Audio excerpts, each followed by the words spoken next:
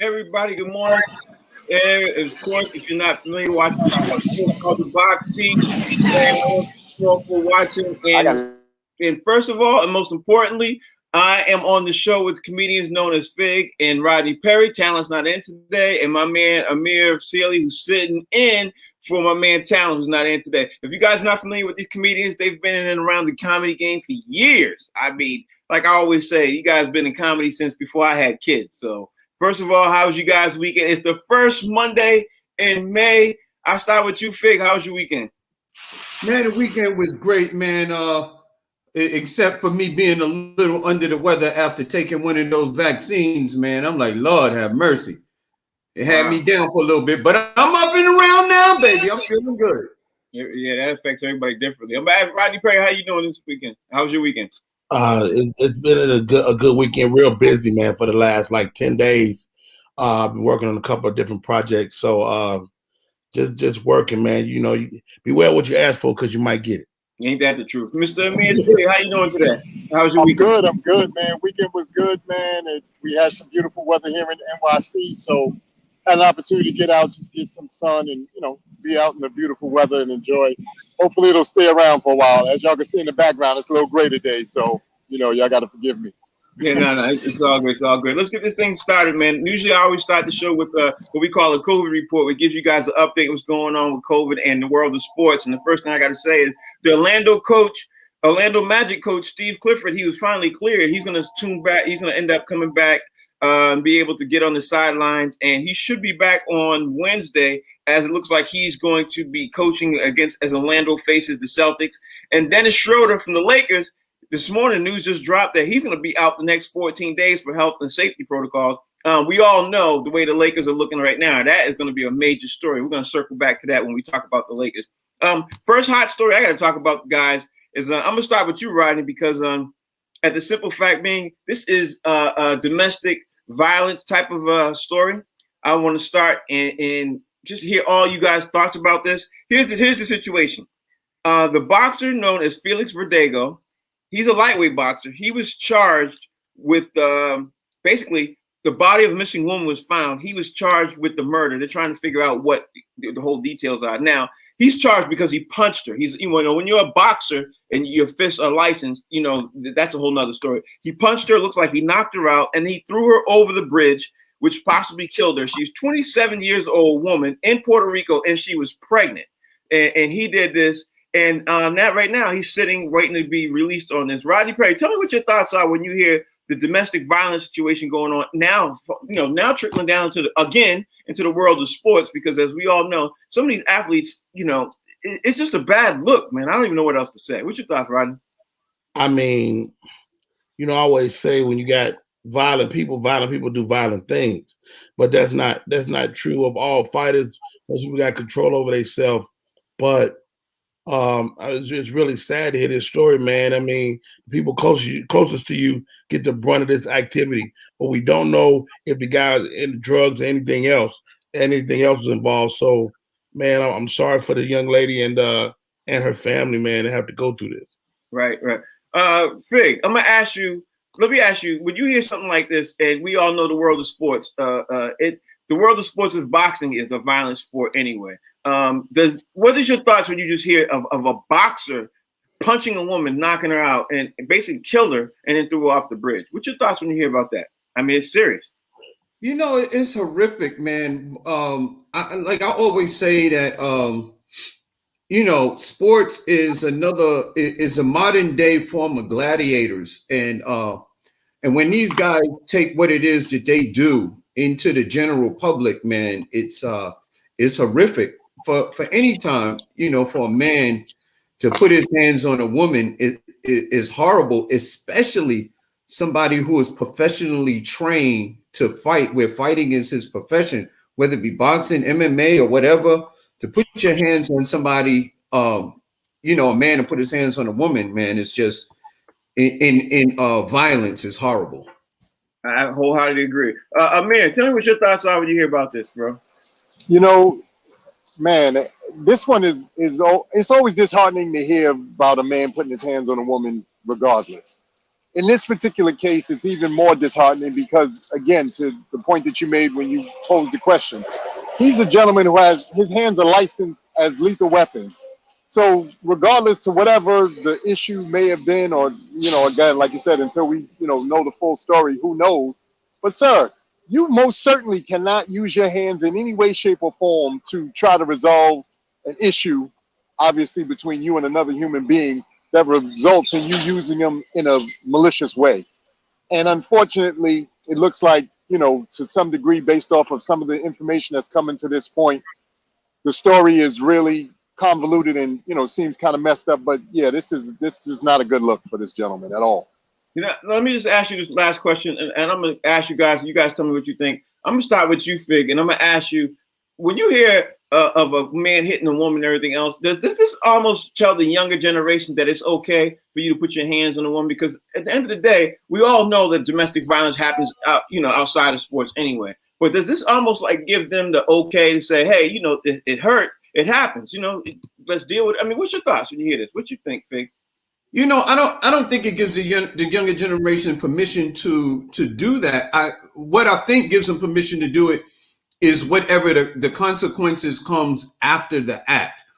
Like if somebody does that, whatever the punishment is, will tell the next generation or the next people behind whether it's acceptable or not. Like if this person that puts his hands on a woman is punished to the full extent of the law, then it sends a signal to everybody else to come along that is not the thing to do. If you get a slap on the wrist and you're able to be set free and you get away with it for any stretch of the imagination, then that also sends a signal that it's okay to do it.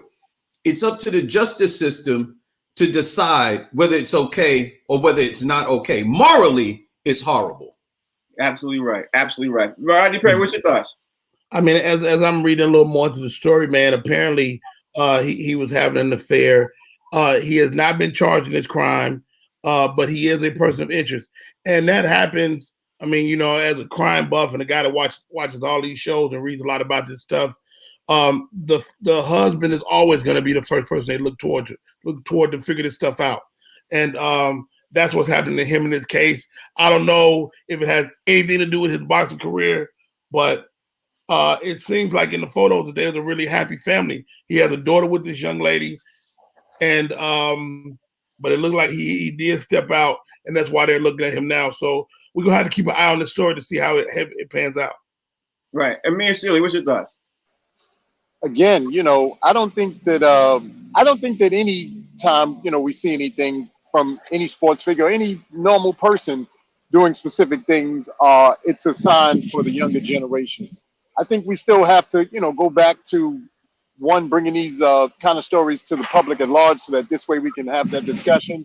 But I think we have to go back to home training and, as gentlemen and as parents, we have to, kind of put these ideals in our children's heads about how to conduct themselves when it comes to relationships and when it comes to man versus woman and so forth and so on. So I think this is a twofold situation, but hopefully it's a learning situation for everybody involved. And, to Rodney's point, as things unfold and we get a clear understanding of what's going on, hopefully we'll be able to, get some clarity. Right. Absolutely right. Absolutely right. All right. Next story I had to bring up is I'm not sure if you guys heard this story, but there's a former ESPN reporter. Her name is Kate Fagan. She says that Coach Kim Mulkey tried to get her fired after a story accused the new LSU coach, because Kim Mulkey just got hired as new LSU coach, of telling the star player about her sexuality. Because of sexuality issues and everything else, Kim Mulkey didn't like it. She was just upset about that. So she basically tried to get her fired after the story accused the new LSU coach of telling the star player to about her sexuality. So, being gay, being not gay and everything else, it's starting to cross the lines in sports. Also, it happened over the weekend. 2 WNBA players, they ended up getting engaged and everything else. So now I'm going to start with you, Fig, and I'm going to ask you, do you think that sexuality, whether you're gay, straight, it should be such a big deal in the world of sports? Because, it's 2021 right now. What's your thoughts? And just silly, man. I never understood it. Like, I've never had a problem with gay people. The thing is that I don't know why it's promoted. You know what I mean? The way that it is. It's like, because at the end of the day, what determines if a person is gay or not is what they do in the confines of their home or in their own bedroom or whatever. You know what I mean? So why it's such a big deal to the general public at large as to what people do with their private lives is just silly to me. And I don't know whether people realize this or not, but gay people have always been around. They may not be as popular or out front as it is today in the public eye, but there's always been gay people around. If you think that these people that we're seeing now are the first gay people in basketball, football, baseball or sports at large, then you have had your head in the sand for a long time. That's the truth. Hey, that's the truth. Rodney Perry, what's your thoughts? Well, it's crazy. And I was trying to wrap my mind around this story. So Kate Fagan outed somebody. Is that what I'm hearing? No, Kate Fagan was a reporter for ESPN. She's a former reporter for ESPN, but she feels that she wanted to talk, just have a normal story. But what happened was Kate, the coach, the new LSU coach, she didn't like the story that she was talking about or about to put the story out. So about somebody's sexuality. Now, it wasn't really revealed of what the story was going to be, but the coach got wind of what the whole story was going to be and wanted ESPN to fire her because of the issue of crossing the line about somebody else. Possibly, basically, what she's probably trying to do was probably trying to out somebody's sexuality. Probably what it was. But, at the end of the day, for a coach to pick up the phone, the moral of this story is for the coach to pick up the phone and try to get somebody else fired because of their so-called sexuality being reported and not being reported. There's two wrongs here to me. You know what I mean? There's two wrongs. I don't know. I mean, it's two wrongs. It's so crazy. This is what I learned about this subject, man. And, I've been involved in some situations, roasts and stuff like that, where I inadvertently outed somebody. The reality is you cannot out a person, period. You cannot out a person if they haven't outed themselves. So, and that's even true in the gay community. If you're a gay person, you can't out another person unless they out themselves. And it's very serious. It's very it happens, and it's just not cool amongst the gay community. So that looks like what kind of happened here.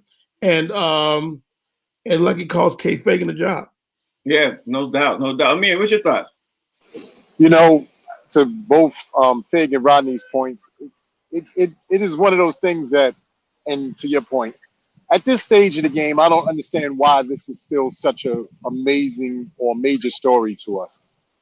People are people. At the end of the day, as long as they're going about their daily lives and doing whatever they think they need to do in order to make themselves and enjoy this world the best way possible, who cares? We have to stop being so sensitive about every single solitary thing and thinking that, the speaking of it or the talking about it put some sort of weird stigmatism on things. She's whoever this person is, obviously has gone their whole entire life, played the sport, enjoyed the sport. They're now maybe getting ready to play on a different or a specific level. And we've got to learn to embrace these people and allow them to be who they are. That's my personal thing. I'm gonna say this. My opinion on this, and I'll let you say something else regarding my opinion on this is I do not care whether you like black people, white people, gay people, straight people. Personally, I just care if I'm watching sports. I care how you play the sport. That's all I care about. So I don't know, Roddy. What was you gonna say? No, this whole thing again, like we say, it's easy for us as heterosexual men, heterosexual people to go, "What's the big deal?" But what happens is this gay thing is huge because it's also a voting base. It's also economic base. So they be low-key recruiting people, and everybody ain't trying to be a part of that. And so, some people just want to live their life, be gay, and do whatever they're doing.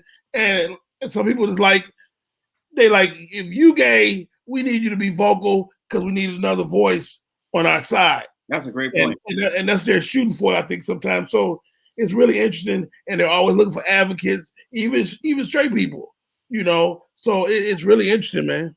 But Fig, why do we care whether you're gay or straight? Why do we care in sports? Why do we care? You know what I mean? We make fun, this is a comedy show. We make fun of gay people. We make fun of straight people. We make fun of black people. We make fun of everybody. But realistically, seriously, Fig, why do we care? I mean, before you answer that, Fig, your hair is looking wonderful today.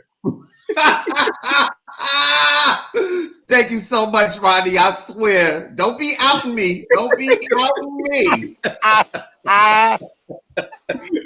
No, man, I honestly, I really don't care when it was a secret before nobody knew, or basically, I don't even want to call it a secret, when nobody was coming out and just saying that they were gay. Like, nobody really cared. It's like, at the end of the day, as far as I'm concerned, is as long as you can play the game, I don't care what your sexuality is. I really don't. But when it comes to like what Rodney Perry was saying, like a political issue or something like that, then then it becomes like it always becomes like you're infringing on somebody else's rights. Like, I don't care. I don't mind you getting your rights, your equal pay. You know what I mean? The discrimination. Nobody should be beat up because they're gay and stuff like that. But when you come to recruiting and stuff like that and trying to, get me to be on that side, like, now you're infringing upon my rights as a heterosexual, male. And, that's the only place where I draw the line, is because I'm just not interested. Yeah. But Amir, I'm going to throw this question to you, Amir. If LeBron James comes out as a secret undercover, he was gay and everything else, then did that change the whole tide of everything? You know what I'm saying? And I'm not even trying to be funny. I'm just saying that, it's really not a story to us, but it becomes a big story if a big star comes out. You know what I'm saying, Amir? What you think? Again, to Rodney's point, that's part of the unfortunate caveat of this, particular ideology is to your point, if it revolves or involves a specific, like you said, star or, somebody who's high profile, then it takes on some different energy. But again, at the end of the day, you are who you are. That has nothing to do with me, you, or anybody else on this panel, or any panel for that matter. And in all fairness, and in a, world where everything is equal, it shouldn't matter. As y'all said, whatever your, thing is you do, as long as you do it to the best of your ability, that's all that we should really care about. So I don't really get upset about it one way or the other, because I wasn't brought up to believe that you're different and this is special. You are who you are. I'm more worried about your character than I am what your sexuality is. Personally, in sports, I'm more worried about how you play the sport professionally than I am about your sexuality. But I understand all your points. Let's move on, man. The biggest, hottest topic over the weekend, from Friday afternoon to Monday morning this morning, was the actual minute-to-minute thing that was happening with Aaron Rodgers. On Friday afternoon, the day before the draft, actually the day after the draft, Aaron Rodgers stuff was still bubbling. The day of the draft, Aaron Rodgers, some news was released by Aaron Rodgers talking about, I'm not happy with Green Bay. He never said anything about it. Now, we are right this moment. Aaron Rodgers has now threatened, because he's upset at the GM, he is now threatened to retire because his situation is different than most people. He doesn't have any guaranteed money on his contract. So Green Bay does not have to pay him. If he decides he doesn't want, and then he can get $50,000 a day if he doesn't report, unless he retires. He cannot force them to trade him, anything else. Like, I didn't know all the depth of his contract, but I found out over the weekend he is in a really particular type of situation. Green Bay can trade him, but they don't have to. Rodney Perry, your thoughts? Hey, man, I've been saying that Aaron Rodgers not only shouldn't leave Green Bay, that he won't leave Green Bay. And I'm going to stick to that, man. I mean, I think he's upset. I think he wants things to be different. But I think what all these quarterbacks are finding out is they don't have as much power as they thought they did, even the really good ones. And it's kind of sad. But Rodney, I'm gonna throw this before I throw it to Fig. I'm gonna throw it. It really depends on your contract, though. You know what I mean? If you have a certain type of contract that gives you guaranteed money, you are in the driver's seat. But Fig, I'm gonna throw this to you and say, who's in the driver's seat? Nobody. No, right now, nobody. Right now, nobody. But if you have, Deshaun Watson has a great deal, and they fucking with him. Excuse my language. Yeah, but He's in a different category because at the end of the day, he has these sexual type of things hovering over him. That's the They created that though. You feel me? Right, but I'm just saying, if you take it off the table and you have guaranteed money on your contract and you have a no trade clause, you in the driver's seat. Aaron Rodgers, Fig, has no guaranteed money, right? And he does have a no trade clause in it, but they can still trade him because he doesn't have any guaranteed money on his contract. So he's kind of in the corner. He already got all that money. He had it. He just used it. It's gone. Fig, what's your thought? I listen. It's kind of sad that when you have a player of Aaron Rodgers' caliber, that the organization won't take or consider his wishes. They won't take that into consideration. And, basically, the way I understand it, they just told Aaron Rodgers the equivalent of shut up and dribble. It's like, look, we paid you. You're a quarterback. We're the organization. You do whatever it is that we say. And that's just it. And I think where the problem really comes in is that there are other people who are afforded a level of influence with the organization, like the Tom Brady's. Like, I guess the other quarterbacks that are on that level are looking at the concessions that Tom Brady got in Tampa Bay, and they're like, well, why not me? And we know what happened with Tampa Bay. They were able to win a Super Bowl. And I'm sure that Aaron Rodgers is thinking, had you guys given me the same type of influence or the same kind of say-so as to the players that I want to be on the team to assist me, that we would have at least been in that conversation. You're absolutely right. I think that's the problem that Aaron Rodgers is having. I think that's it right there. He hit the nail on the head. Amir, what's your thoughts? I'm going to go in a little bit of a different view to something that you said when you stated the whole situation. Sounds to me like Aaron Rodgers should be mad at his agent, because however he structured this contract and whatever, stipulations he came up with or they came up with, collectively, in the final analysis, it appears to have screwed Aaron Rodgers. Now, granted, he could have some beef with the organization because of his body of work and what he's managed to do there and so forth and so on. But it sounds to me like his like I said, the person who's responsible for his contract, he obviously didn't see maybe the bigger picture or what the long-term effects of the contract that he supposedly brokered with the Green Bay Packers and how that would play out, unfortunately, for Aaron Rodgers. Now, to Fig's point about the organization doing right by him, all that sounds great and all that makes sense. But to an argument that you guys made on a show earlier this year, you sign a contract. Your contract is what it is. You play through said contract, good, bad, indifferent. Now, yes, do you sometimes want to go back and reiterate things or, try to fix things? No question. But unfortunately, you've already signed the contract. So now, like I said, is it the organization's fault or is it your agent's fault who helped you broker that said contract? I'm gonna jump right here. I'm gonna jump right here and say this to you. He signed that contract 4 years ago. He did not know Green Bay was going to draft Jordan Love. He thought he'd be playing in his last year of his contract, which is next year. He thought he'd be playing this year and next year for a new contract that'd be able to give him the opportunity. He had no idea, and he feels he got backdoored, because Green Bay basically drafted another quarterback when they should have drafted a wide receiver and a couple other people. Fig, what? I thought you said we wasn't going to talk about the gay issue anymore. What do you mean this backdoor thing? What you? Nah, I'm just saying that, at the end of the day, I won't even say the word backdoor. At the end of the day, Aaron Rodgers thought that they should have got a wide receiver, and he thought he was going to get help on the offensive line, not somebody coming and take his job. That's all.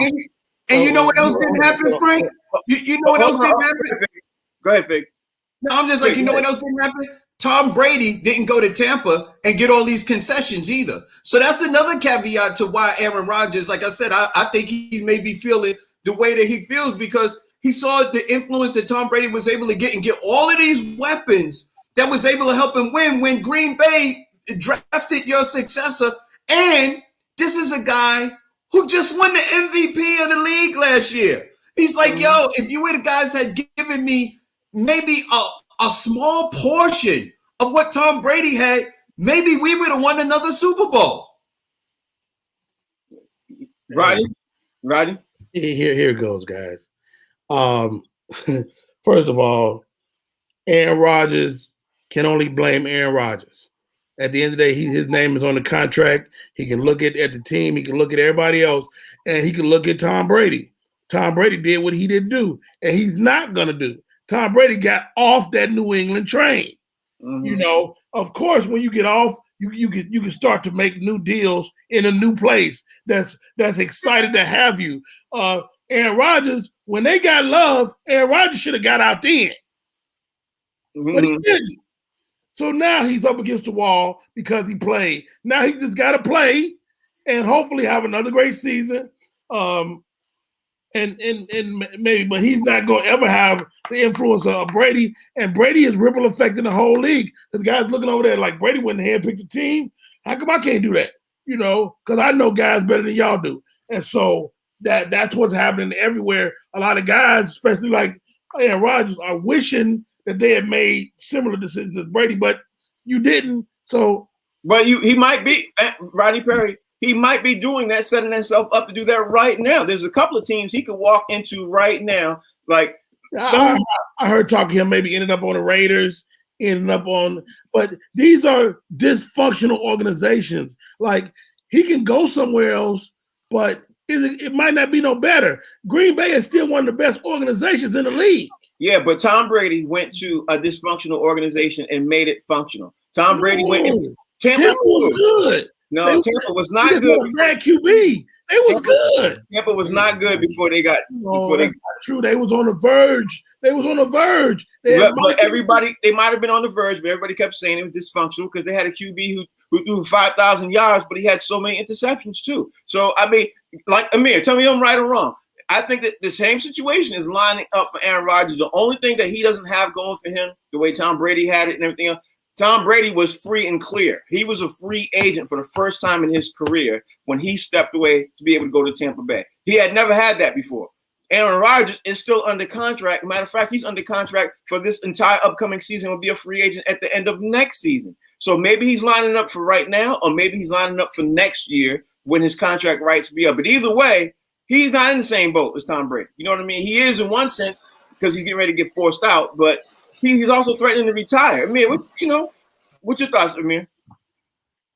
Again, to your point, Frank, and that's what I was saying, and to Rodney's point, that is a situation that, again, he signed up for. Like, look, I get it. Like you said, they drafted a QB and all of that stuff. But let's be honest. Everything out, y'all have heard me say this on, multiple occasions and even wrote it in the chat. When you are playing a sport, there is somebody 10 years your junior looking for your spot. I don't give a darn who you are. Right. So I don't care if you've had a phenomenal career, if you won every year since you've been in the league, there still is somebody 10 years your junior looking to take your spot. To Rodney's point, at some point you got to look at your situation and say, what other new moves do I need to make to continue either this run or ride off into the sunset quietly, but still keep, my legacy intact? And to Rodney's point, and to, what I'm saying, that didn't happen with Aaron Rodgers. Now, granted, Fig said, he won a MVP, a year ago or so. This year. But that everything is, what have you done for me lately? Nobody cares about what you did 6 minutes ago, or an hour ago, or even 30 minutes ago. They care about what you're doing for me right now. And that organization, good, bad, indifferent, to Rodney's point about being, one of those premier organizations in the league, they are always looking to keep that train going. Frank, the same thing about your New England Patriots. Right. There are just certain organizations that are always looking to keep them in the hunt. Then we have dysfunctional organizations where we see all kinds of stuff go awry for years and years and years. Green Bay does not appear to be one of those organizations. Greg, you got the last point on this subject. Go ahead. The only thing that I would say to that is that, at the caliber of Aaron Rodgers' talent right now, they drafted his successor 2 years ago, and then on top of it, they never got him anybody else on the offensive side of the ball to give him the assistance that he thought was necessary to be able to win. Green Bay has consistently drafted players on the other side of the ball, the defensive players, and they haven't given Aaron Rodgers anybody else that he really wanted on the offensive side of the ball to assist him. Basically, Aaron Rodgers has been carrying Green Bay's offense for years, and he really hasn't gotten the consistent stars and playmakers on the offensive side of the ball to assist him to make progress to being able to go to another Super Bowl. And if you're Aaron Rodgers, I'm sure you believe that you have the talent and the ability to be able to win a Super Bowl if he just give you the requisite pieces to be able to help you on the offensive side of the ball. And since they didn't do that, he's like, look, I don't care what y'all do. I'm out of here. Deuces. He said, I'll retire, but I'm not playing with y'all no more. I'm done. Especially while you know you're getting ready to collect the MVP trophy. Let me start on the next subject right now. I'm going to start this round with Rodney Perry because it happens to be a topic that I think is really under his purview. So here it is, Rodney. When the NFL draft came along this weekend and the Chicago Bears drafted Justin Fields, now the conversation is not only will Andy Dalton not start, but Justin Fields should start. You're a Bears fan, Rodney Perry. How happy are you about Justin Fields getting drafted? And do you think Justin Fields should start game one? What do you think? I mean, I listen to all the pros on this subject, man. Everybody's saying he's the best guy in the locker room right now. Justin Fields is. Andy Dalton is a serviceable, good quarterback. Now, what's whack is they promised Andy Dalton a starting job. Right. They promised it to him. And so then you go out, talk about a guy that should be pissed, Andy Dalton. But Andy Dalton, like Aaron Rodgers, is a victim of their own circumstance. You know, Andy Dalton track record don't merit him saying nothing. You guys shut the fuck up and win the job if you want it. You know, you have to work the job. And Aaron Rodgers, to Fig's point, Aaron Rodgers created space where they go, well, Aaron Rodgers make everybody good. So what do you need a receiver for? So he created the atmosphere. But back to the Bears situation, I like the kid, man. I've been looking at a lot of tape on him. I mean, he's great. They say he's like suspect on his decision making when he's up against the wall, and but the Bears have a way of making great quarterbacks bad or getting ready for somebody else. So you just don't know. Rodney, but do you think he should start? Yes or no? Yeah, yes. All right. Fig, he's the best quarterback in the locker room. He should start. Do you think Justin Fields should start, Fig, for the Chicago Bears, or should Andy Dalton start? What you thought? You know what? I don't know what Justin Fields is capable of doing on the NFL level. I mean, I saw what he did in college. I mean, you know, he was great in college, but college and the NFL is two different sports. It's two different leagues altogether. So I think when teams are best is when there's competition. You know what I mean? And if sports is a meritocracy and you put in the best players on the field to give you a chance to win, then I believe that's what should happen. I don't care who you drafted, where you were drafted, number 1, number 2, second round, third round, fourth round. If you cannot beat out the guy who is already there and you are not ready to take over and start and you win that position, then I don't think you should start, because I'll tell you what will happen. If you put a guy in a position and he didn't earn it, you're going to piss off the rest of the guys on the team and they're going to be very upset. And their play will probably show, because the players in the locker room know who's the best. They all know. We may not know because we don't see what happens in practice, but all of the players in the locker room know. And if you don't put the best guy out there to give them an opportunity to win, you will see the results on the field. So what are you saying? That's exactly what happened. That's exactly what happened to Patrick Mahomes. After a year, Patrick Mahomes sat on the bench, and what's his name was gone. Alex Smith was gone. So what are you saying? Andy Dalton is better than Justin Fields? No, I'm just saying that I don't know yet until these guys start getting in camp and they start practicing and stuff like that. I mean, Justin Fields got to learn the whole playbook. I mean, there's just a whole lot of progression. He got to watch film. He has to play on another level, because we all know that the NFL moves a whole lot faster than the collegiate collegiate team. So we just got to see if he's ready. I mean, some guys come in, they're super talented, but they're just not ready. You're absolutely right. He could be a complete bust, but he's better right now without ever playing a game than Andy Dalton. Well, Amir, what's your thoughts? I think, that Justin Fields should start. Look, the whole purpose of drafting players, good, bad, and different. And I get all the talk about, they're young, this, that, the third. Sometimes we got to learn on the job. That's just the long and short of it. When you play sports, sometimes you actually have to learn on the job. And in this particular case, and especially when you're talking about a QB, because you eventually become the leader of the entire franchise. It's your job to lead those men into battle week in and week out. So they need to know what you're made of. And if you can get thrown into the fire and prove off rip that you're ready, then that team will then respect you, they will get behind you, and then we will see again what this young man is made of.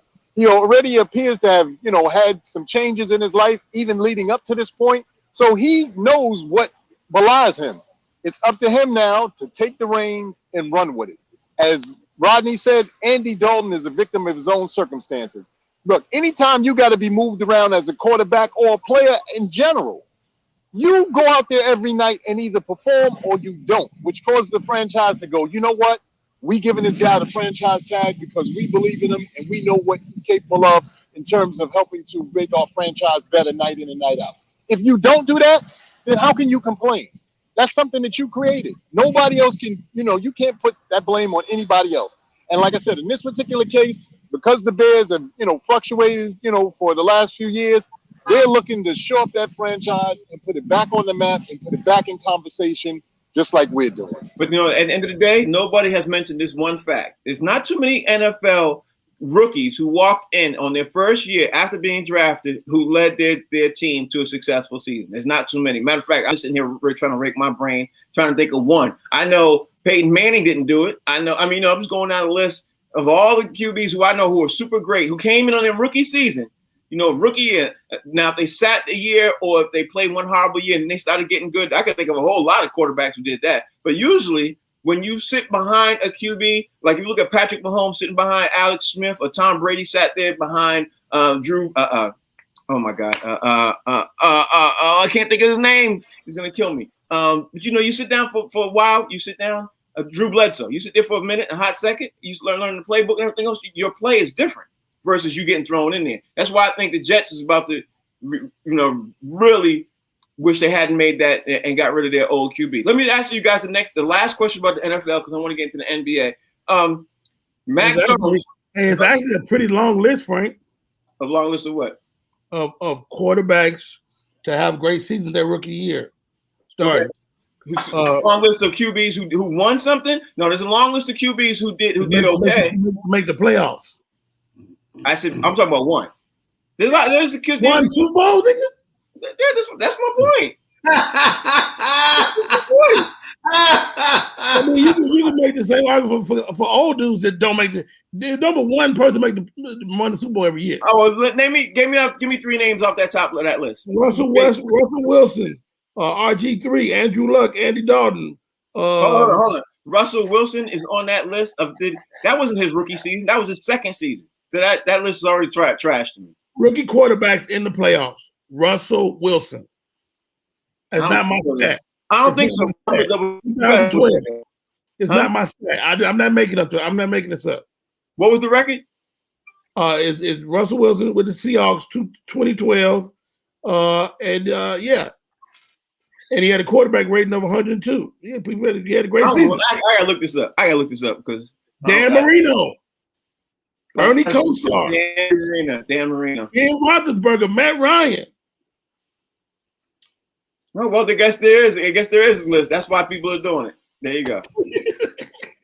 Look, my thing is still whether Justin Fields is capable or not. If Andy Dalton could beat him in practice, and Andy Dalton looks like the best quarterback to lead the team when they're on the field and practicing, then I believe that Andy Dalton should be the starting quarterback. If Justin Fields beats him out, you know what I mean? They have true competition. Then put Justin Fields on the squad to give on the field. Whoever gives you the best chance to win. That's what'll happen. Ultimately, that's what'll happen. They'll have a quarterback battle and a couple. If they have a preseason at all, then we'll see it work out to preseason. But the preseason is short. Am I right? Yeah, 3 games. Yeah. So they're gonna have to figure that out pretty quickly. So they really need to kind of know now going in. Yeah, they have to. All right, let me talk about the next topic, man. We got to jump over to the NBA because right now the Lakers seem like they're about to be set on fire. So I'm gonna start since I haven't started with you, Amir. I'm gonna start with you, Amir, and we're gonna work our way around. Amir, the Lakers now they're sinking fast. They lost again last night. LeBron and AD playing. Do your thoughts change now on how the Lakers are looking head into the playoffs? Because we all talk about the situation about teams having to have mesh, and you know how we talk about you got to play together and everything else. Has your thoughts changed in any way? Because I know you were one of the people thinking that the Lakers are going to make the finals and probably win it all. Your thoughts change?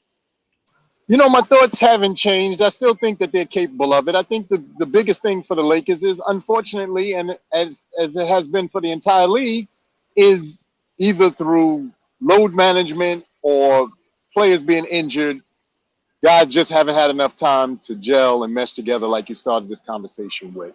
Fortunately, unfortunately, and especially because the season was also shortened, so many things with this particular season aren't panning out the way that most people would like. And I think that the Lakers, you know, are capable of figuring it out. They have more than enough pieces. They have more than enough leadership over there. The guys have just got to stop, you know, whining and crying. You got to show up. Again, like I said, when you get out there on the floor, whatever sport you're playing, your job is to go up, play your best, and get the job done. That's what they got to do. End of story. Right. Rodney Perry, what's your thoughts? Great comment, Amir. The reality is, man, when you're physically not ready, it shows. And so the Lakers are back on the court, but their two big guys are physically out of shape. But here goes. No matter, they're going to make the play. They're not going to not make the playoffs. They have enough wins to make the playoffs. So the seeding isn't going to affect them a lot, I don't think, because I think they're going to gel at just the right time, and it'll be in the playoffs. And when you got to face these guys 7 games, they're a tough team to beat. All right, Fig, I'm going to ask you the same question. And I want you to respond to what Rodney Perry is saying, because I don't think Rodney Perry put into the equation that Dennis Schroeder, who's one of their starting point guards, is about to miss the next 14 days. So yeah, I like the white boy anyway. Okay, well, again, Dennis Schroeder is out the next 14 days. The Lakers' schedule just got harder. Fig, take it over from here. You know what I'm gonna say. Fig, what's your thoughts? Well, here's the thing. The way the Lakers are playing now, first off, LeBron James last night, the last couple of games, he's starting to look he's starting to look a lot like my man, not DeAndre Jordan, man. What's the center they just picked up? Oh God, I can't think of his name. His name escapes me right now. I'm glad you forgot you was about to do a horrible joke. No, it wasn't. No, he really is starting to look like the center that they just picked up. I'm not talking about his size. It looked like it looked like he put on a couple of pounds while he was healing up. The thing is that they look like they're going to, like the Lakers could possibly, if they don't get it together, look like they could possibly fall down into the play-in tournament. And I think that's what LeBron James was upset about, that you got to do the play-in tournament. And I think it goes from 7 to 10. And the Lakers are in danger of falling down into that category where they have to do a one-off. And God forbid, if you get into that one-off and the Lakers lose, they never make the playoffs. And that is a horrible feeling to be there. And because, look, the truth is they're not 100%. You know what I mean? And AD and LeBron is not 100%. But who the hell cares? You got the benefit of other teams not being 100% when you won. So now it's your turn. Like they say, it ain't no fun when the rabbit got the gun. What other teams weren't 100%? What do you mean other teams wasn't 100%? They won the NBA title and Miami lost damn near their whole squad. Yeah. But here's the other point. It's like Fig said, they on the 6th spot right now. They're tied for 4th, 5th, and 6th with 2 other teams. If they lose 2 more games, they can fall into the 7th, 8th, and 9th. Hell, if they lose 3 more games, they'll fall into the 10th spot right now because the West is very tight. And the thing that people are, especially in LA land right now, the Lakers fans right now are extremely nervous about is that playoff tournament section, that the playoff within the playoff. I said this a couple of months ago.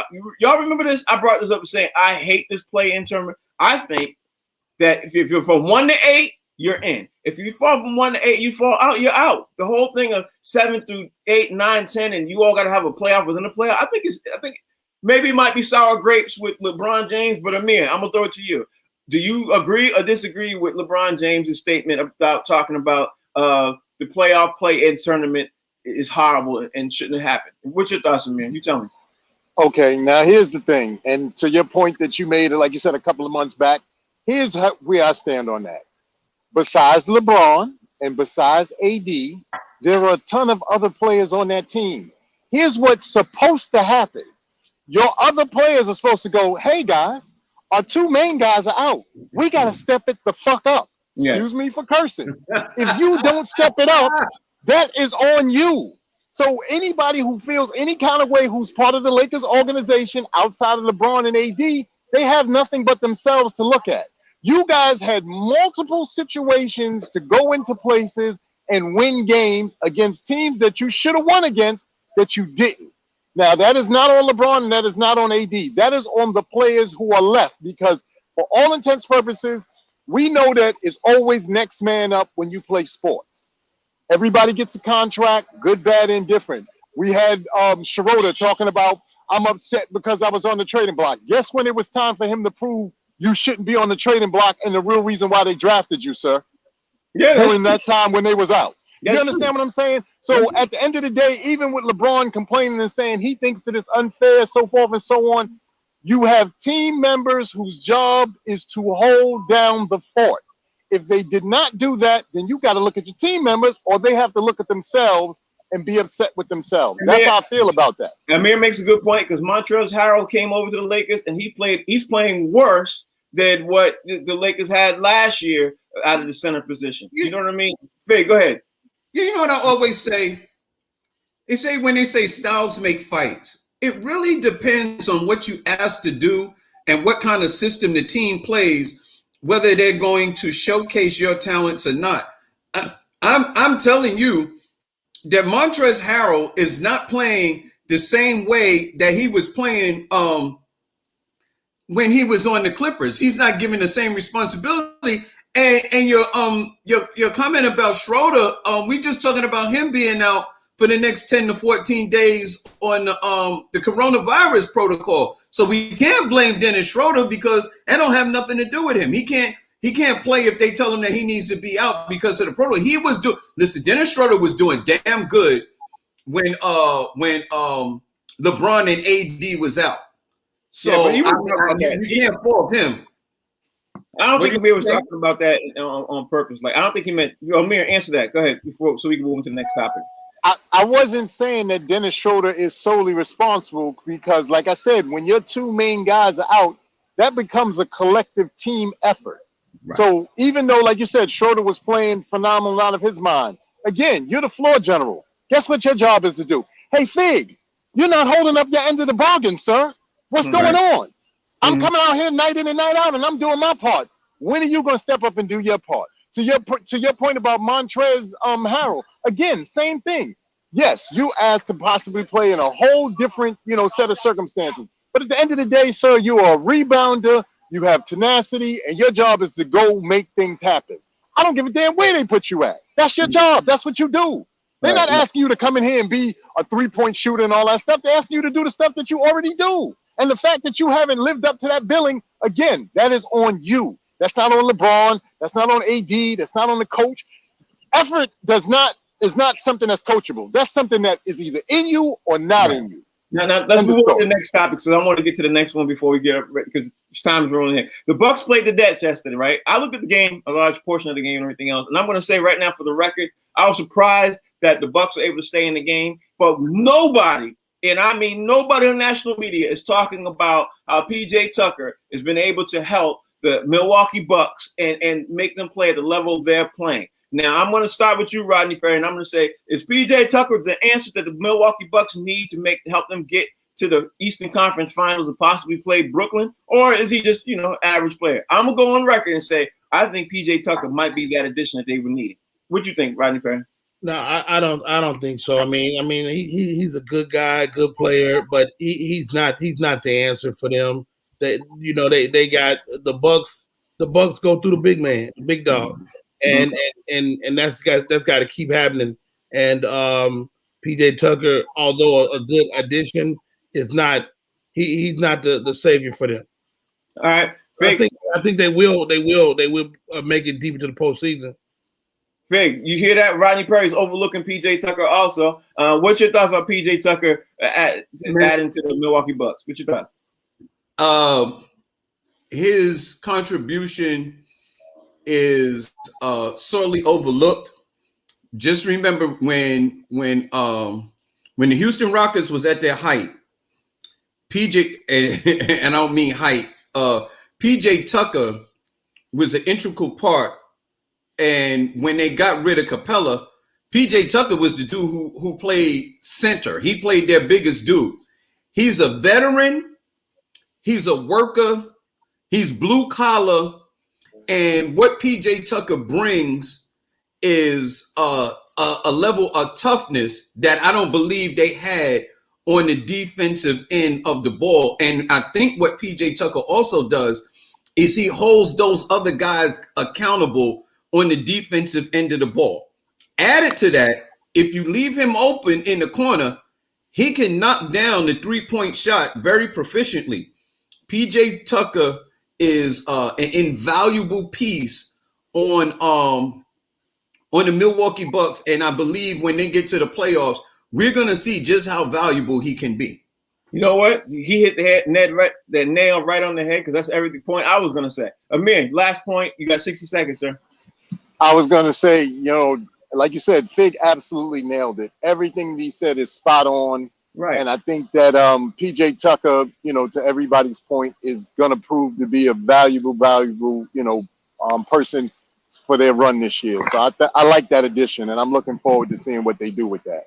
Not to everybody's point, Rodney Perry thinks PJ Tucker is not the answer. So that's what it is. All right, y'all. That's the show for today. We got to get ready to roll up and get ready to do what we do. And Fig, tell everybody out there how they can follow you, brother.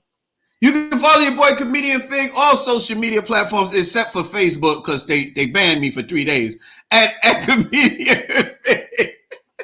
And Monday through Friday, baby, I'm here on the box seats 1 to 2 p.m. This is the best damn sports show on TV. Ask your mama. Amir, tell everybody out there they can follow you, bro. You guys can follow me on Instagram at ARockSealy. You see it right there on the bottom. You could also follow me at Amir Sealy on Facebook. As always, humbled and thankful for these gentlemen allowing me to get on and just give my points of view about sports. So thank you, gentlemen, always. Thank you for sitting in for talent, bro. We appreciate you. Rodney Perry, tell everybody out there how they can follow you, bro. Easy to find. RodneyPerry.com is the website. Rodney Perry Live on all social media. I got an improv show this Wednesday, 8 p.m. My class is graduating. We're putting up a show for that virtual show on my YouTube page this Wednesday. And PJ Tucker will not be at it. Okay. All right. You heard him, his last word. He had to throw that in there. Thank you all for joining the show. Thank y'all for watching. Talent will be back tomorrow. The show's called The Box Seats on the Humor Mill channel. We'll be back tomorrow at 1 o'clock. Thanks to Fig. Thanks to Roddy. Thanks to Amir. Thanks to you watching. We'll see y'all tomorrow. Thank you, PJ Tucker.